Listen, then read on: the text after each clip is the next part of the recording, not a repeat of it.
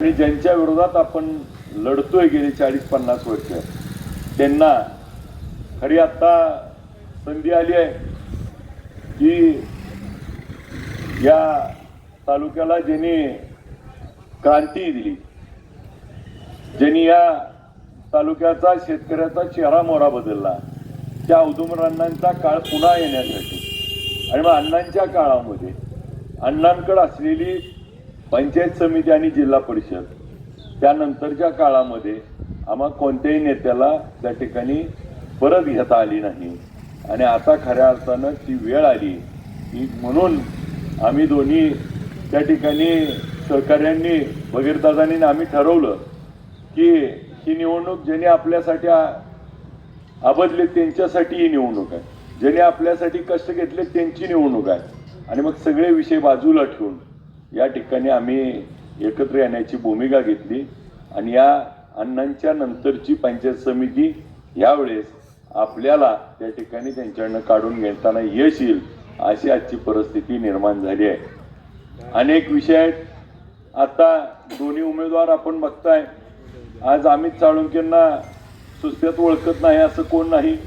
प्रत्येकाच्या संबंध, प्रत्येकाची मैत्री, प्रत्येकाशी आपला असलेला आणि मग आपल्या सुस्ते गावातून देखील 3-4 जण इच्छुक होते। आपली नेते मंडळी देखील मला भेटायला आली होती। मग पंचायत समिती जी असेल, जिल्हा परिषदची उमेदवारी आम्हाला दिली पाहिजे। नक्की आपली जशी भावना होती आम्हाला देखील त्याच पद्धतीनं आपल्या गावाला उमेदवारी द्यावी सुस्त्याला, हीच आमची। परंतु एक दुसरी भावना पण होती की नेहमी देगाव नाही तर सुस्त्यालाच त्या ठिकाणी उमेदवारी आपल्या गावाला मतदान जास्त असल्यामुळं मिळायची आणि आता देगावला तर त्या ठिकाणी तुम्ही मला संधी दिली त्यामुळे देगाववाल्याला सगळ्याला आम्ही थांबवलं होतं। आता आम्ही विचार केलाय, मग आम्ही सुस्तेवाल्यांना जे आलेल्या नेते मंडळीला विनंती केली की देगावन सुस्तेच्या मधला अजून सोड नेहमीच मागं राहते आणि बारकं गाव आहे। आता कोणत्या गावात कुणाला जन्म घ्यायचा ती काय आपल्या हातात आहे का? परंतु ज्या गावाला त्या ठिकाणी संधी देता आली पाहिजे म्हणून आपण दोघांनी मोठे भाऊ होऊन त्या ठिकाणी दोघांच्या मधले असलेल्या छोट्या गावाला ही संधी देऊ। नेते मंडळीने देखील आग्रह खूप धरला होता आपल्या सगळ्यांसाठी, परंतु मी त्यांना विनंती केली की आपण त्या गावाला कधी ना कधीतरी संधी, कारण संचालकाची संधी का असू द्या किंवा पंचायत समिती जिल्हा परिषदची, छोट्या गावाला कधीही संधी त्या ठिकाणी देता येत नाही आणि मग राजकीय अडचण असते। परंतु आपण जर सगळ्यांनी ठरवलं तर यावेळेस आपण दोन्ही गावांना साथ देऊया। ही गावं आपल्याला कायमची साथ देत आलेली, त्यामुळं आपण त्या सगळ्यांना विनंती केली।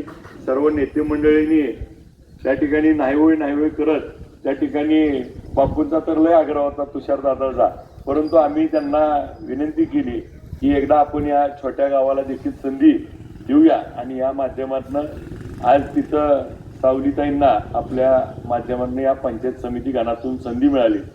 आज दोन्ही उमेदवार जसं मगाशी सांगितलं आपण स्वतः सेल्फ मेड आहेत, त्या ठिकाणी प्रणितीताईंसारखं त्या स्वतः आपले विषय मांडू शकतील, त्यांना दुसऱ्या कोणी सांगायची गरज पडणार नाही।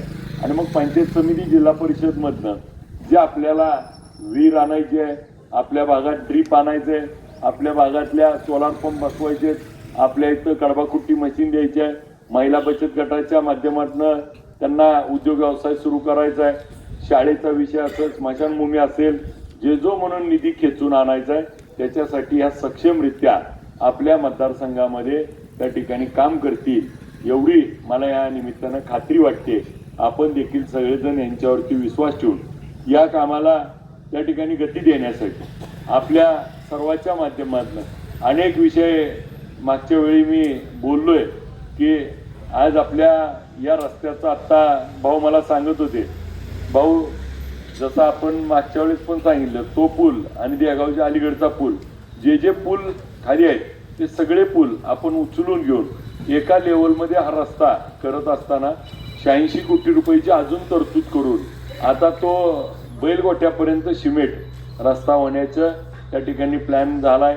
बैलगोट्याच्या बाहेर आल्यानंतर जसं मी नेहमी सांगायचो की पुलाच्या बाहेर आल्यावर जे वळण आहे त्या वळणामध्ये 58 अपघात झाले, तर तो अपघात टाळावा म्हणून ते वळण देखील सरळ करण्याच्या त्या पद्धतीचा प्रस्ताव तयार करून जिल्हाधिकाऱ्यांकडे जागा लागणार आहे या बाजूची 65 एकराची, त्याचा प्रस्ताव देखील सादर केला आहे आणि त्याची मान्यता घेऊन आपल्याला भविष्य काळामध्ये अपघात होणार नाही, रस्त्याची दळणवळणाची सोय चांगली होईल आणि हा रस्ता आपण बघितला असेल तर पुन्हा तो डांबरीकरण घेतला होता पहिल्या प्रस्तावामध्ये आणि अजूनसण पाटीपर्यंत सिमेंटचा, परंतु तो पुन्हा बदलून तो पूर्ण बप्पा सिमेंटच त्या ठिकाणी प्रस्तावित केला, कारण एकदा सिमेंटचा रस्ता झाला की पुन्हा 20-25 वर्ष आपल्याला पुन्हा मागं बघावं लागणार नाही, आपलं जमीन आहे काळी, आपल्यात येतो पूर आणि अशा परिस्थितीमध्ये डांबरी रस्ता टिकणार नाही आणि मग याचबरोबर भविष्यात आपल्याकडनं ऊसाची मोठी जड वाहतूक त्या ठिकाणी होत असताना ही रस्ते जर त्या ठिकाणी नाही टिकले तर परत निधी मिळणार नाही आणि मग मेंटेनन्स सहित हे काम त्या ठिकाणी आपल्याला घेतल्यामुळं भविष्यात हा मेन रस्त्याचा प्रश्न त्या ठिकाणी मार्गी लागेल. आज प्रत्येक गावामध्ये आपण विधिमंडळात बघितलं असेल माझं बोललेलो की शेत रस्त्याचा मोठा विषय आहे, पांधन रस्ते याबाबत देखील भूमिका मांडली होती. यावरती बावनकुळे साहेबांनी माझ्या लक्षवेधीला आम्ही 5 आमदारांनी लक्षवेधी केली होती. त्याला सगळ्या बाबतीमध्ये आज कोण काय टीका करतंय कोण टिप्पणी करतंय ह्याच्यापेक्षा आपलं काम बोललं पाहिजे. आज काही जी लोक तुम्ही मगाशी सांगितलं टीका टिप्पणी करतायत त्यांना त्यांचं नीट करता आलं नाही, त्यांचं जप्त झालंय, त्यांचं काय त्यांनाच कळलं नाही आणि त्याने आपल्याला काय सांगावं. आज आपल्या सगळ्याच्या माध्यमातून जसं मगाशी तुम्ही सांगितलं विचून विठ्ठल परिवारातली एका बाजूला आली, तसं जी विरळून बाजूला गेली ती त्यांची गोष्ट पण आपल्याला आता वेगळ्यानं सांगायची गरज नाही. मी आपल्याला एकच किस्सा सांगतो. संतोष समोर दिसतेत म्हणून संतोष, गणेशदादा आणि भगीरदादा आणि मी आम्ही एवढीच बाप्पा त्या ठिकाणी पवार साहेबांच्या समोर होतो. आता त्याची साक्षी खरी संतोषने द्यावं लागेल. संतोषने जर सांगितलं तर गणेशदादाने काय केलं आणि का विधानसभेला आम्ही एक झालो नाही, तर याचं उत्तर जर बापू त्यावेळेस जर झालं असतं तर परिवाराचे 2 आमदार झाले आणि त्या दिवशी देखील मी संतोषना विचारा समोर सांगितलं होतं की बाबा जी झालं गेलं ते आपण विसरून जाऊ, माझा मतदारसंघ इकडा आहे, तुमचा मतदारसंघ इकडा आहे, एकमेकाचा प्रचार करू आणि परिवाराचे 2 आमदार करू आणि मग तिथं बसल्यानंतर त्या दिवशी कुणी भांडणं काढली कुणी कसं बोललं ही संतोष तुम्हाला खाजगीत सांगतील पुन्हा आणि मग नेमकं नुकसान कोणाचं कोणी केलं, भगीरदादांचं नुकसान जे झालं ते त्या ठिकाणी त्यांच्या सोबत असणाऱ्या माणसाचं आणि मग आज ती सोबत असलेली माणसं बाजूला गेली की दादा आपल्या सोबत आले. मग याच्यामुळं मी वेगळं काही सांगायची आवश्यकता नाही. आपण सगळेजण सुज्ञ आहात. आपल्यामध्ये 2 भाग करून नेहमी त्या ठिकाणी समोरच्यानी मग आपण यशवंतभाऊंच्या काळातला विषय बघितला असेल, राजभाऊ पाटलांच्या काळातला, वसंतदादांच्या काळातला, 2004ला भारतनाना राजू बापूच्या काळातला विचार बघितला असेल. प्रत्येक वेळी आपल्यामध्ये भाग पाडून ज्यांचं साधायचं त्यांचं साधत होतं, परंतु ते भाग पडू नये आणि आता एकत्र आपल्याला पुढच्या काळामध्ये काम करावं ही भावना घेऊन आम्ही आलोय. आपल्या सगळ्याच्या मनातल्या गोष्टी आता सगळ्या झाल्यात. आपण सगळेजण या दोन्ही उमेदवाराला त्या ठिकाणी आशीर्वाद द्याल अशी मी आपल्याला विनंती करतो. आज खरं तर बोलण्यासारखं खूप असतंय, परंतु या दादांच्या जाण्यानं खूप काही बोलण्यासारखं वाटेना, परंतु मी आपल्याला एक शेवटची गोष्ट सांगतो. दादांना ज्यावेळेस भेटलो आणि दादांना आम्ही सांगितलं की घड्याळ चिन्हावरती आपली उमेदवार सर्व उभं करतो आणि त्यांना आपल्या माध्यमातून त्या ठिकाणी निवडून आणून आपल्या भेटीला घेऊन येतो, परंतु ही घटना दुर्दैवी घडली. आज आपल्या सगळ्याला एवढीच विनंती करतो की ही निवडणुकीच्या माध्यमातून अनेक त्या ठिकाणी विषय झाले, परंतु दादांना या निवडणुकीमध्ये आपण कुठंतरी श्रद्धांजली देण्याची वेळ आहे.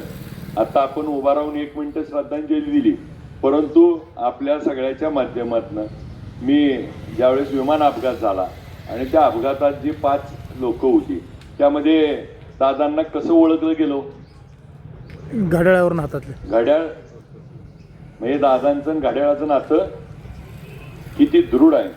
म्हणून माझी आपल्याला विनंती आहे की या निवडणुकीमध्ये घड्याळ आणि तुतारी वाजवणाऱ्या माणसाला मतदान करून दादांना खऱ्या अर्थानं श्रद्धांजली व्हावी. हे मतदान दादांसाठी आपण त्या ठिकाणी श्रद्धांजलीपर या निवडणुकीमध्ये करावं.